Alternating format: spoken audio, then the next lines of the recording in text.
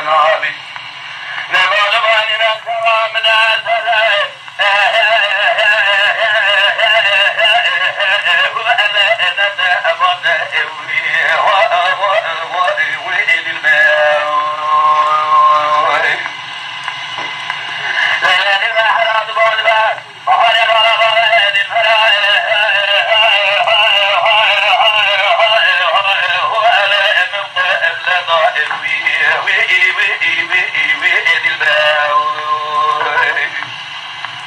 أكثر ما دعوا وحب الهرزان جهاري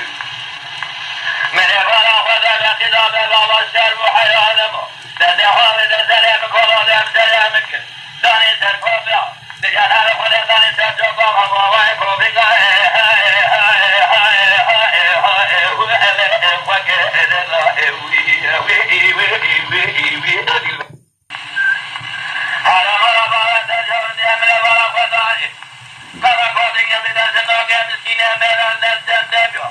من أيها فلادر بقارب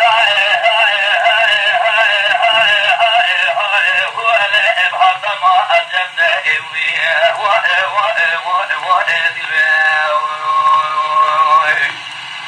هذا مرضى عند الجوجة قبضون رجل نهابي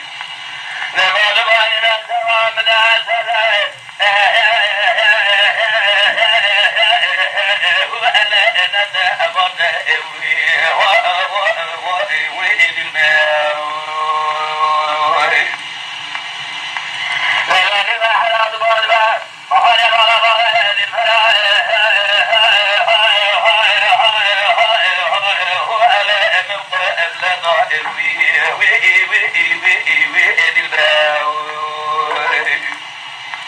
أكثر ما دعوا وحب الهرزان جهاري من عبارة وذا كتاب بابا الشرب وحيانمو تدحوم تسلم كلهم سلامك ثاني ترفع تجعل خلق ثاني ترجع